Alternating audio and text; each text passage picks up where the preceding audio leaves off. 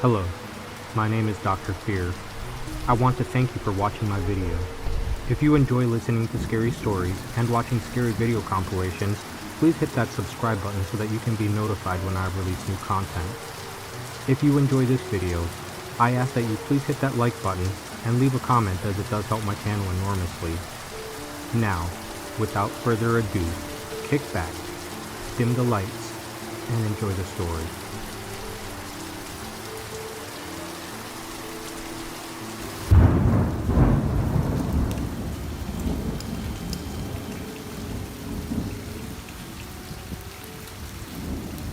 The following is a very true experience. I've never actually written this down before, and I don't know if anyone else has experienced this too. This happened between 1989 and 1990, and I was about the age of 4 years old. To this day, I still get chills thinking about it, and I wonder if, in some way unknown, it changed me. My parents had a house in the Inland Empire of Southern California, and at the time my brother hadn't been born yet, so I was still the only child. To give you a layout, my parents' house was on a 2-story house located in a cul-de-sac.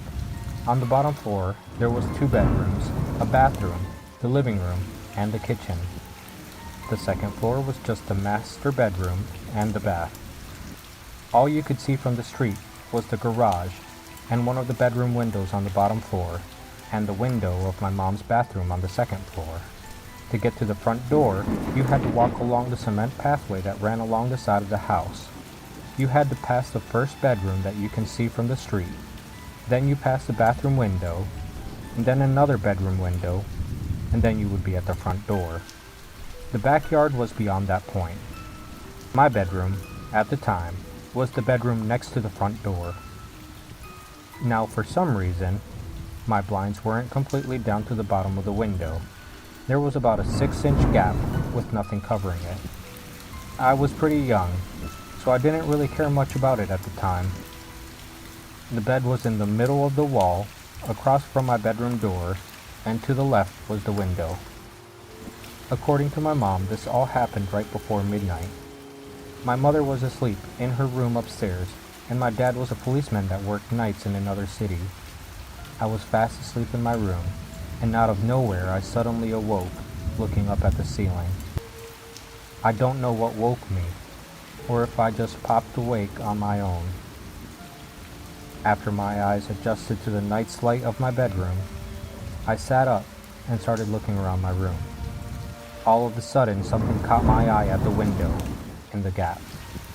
First, I thought it was a street light reflecting on the window, but I knew for a fact that there was only one street light, and what I was looking at was 2 obvious glowing spots that were spaced apart as if on someone's face.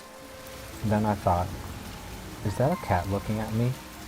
And yes, I vividly remember thinking about these things, trying to debunk this at 4 years old. I had remembered then that my cat Chelsea's eyes would reflect at night, but this looked different than that. The cat's eyes would almost have different colors when reflecting.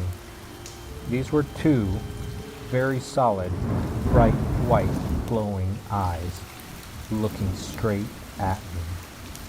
I just stared at them, frozen stiff, trying to make sense of what I was seeing. I couldn't see a face at all. The eyes were just so bright, but nothing else stood out. That void, or face around the eyes, looked blacker than the night. I thought again, well, if this is a cat, how could a cat be big like a person, and why would a cat stand up to stare into my bedroom? The curiosity got to me and I went for it. I flipped my covers off, turned my little 4-year-old body towards the window, and put my feet on the floor. This is the moment the creepiest thing happened, and it will forever be burned into my brain. I got off the bed and got on my knees to get a closer look at this so-called cat, when at this very moment the faceless pair of glowing white eyes began to slowly and steadily tilt to the side, very similar to Michael Myers in Halloween, eyes still locked on me, not blinking once. The feeling of dread and fear shot through my body. Completely terrified, I burst into tears immediately and booked it down the hallway, through the living room, and up the stairs to tell my mom. Although I was going as fast as I could, it felt like it took forever. When I got to my mom, I was so upset I couldn't get any words out. Tears were streaming down my face and my mom was becoming seriously concerned at this point. She was able to calm me down just enough for me to get out the words. There is white eyes looking at me through my window on the bottom. Stuttering, crying hard. Are you sure? My mom asked. I cried out, yes. She didn't even go down to look. She just called the police. I don't remember the time it took for them to arrive, or what they said, because I finally fell asleep in my mom's bed. I do remember faintly waking up to a knock on the door and my mom going to open it. The cop speaks to her and I hear her say, "Okay, thank you.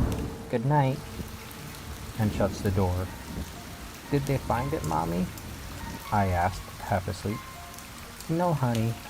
He said they couldn't find anyone, my mom told me softly. It's okay. Now just try to go back to sleep. It's safe to say that the next day, my whole window was covered. Years fast forward, and I'm in middle school now. Every now and then, I would think about that night. Sometimes I wondered if that moment was real, if those eyes were really there.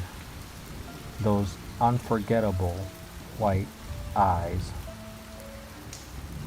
One day, a random thought came up and I asked my mom if she remembered that night. She told me, yes, of course, why? I don't know, just wondering, I guess, I said. Then my mom proceeds to say, well, I never told you this, but when the deputy came out that night, he told me they made it a priority to get to our house as soon as possible because they got a call not too long before that someone else was reporting someone was looking in their window in our same neighborhood. Hearing that sent chills down my spine, and to this day I wonder who or what was looking at me that night.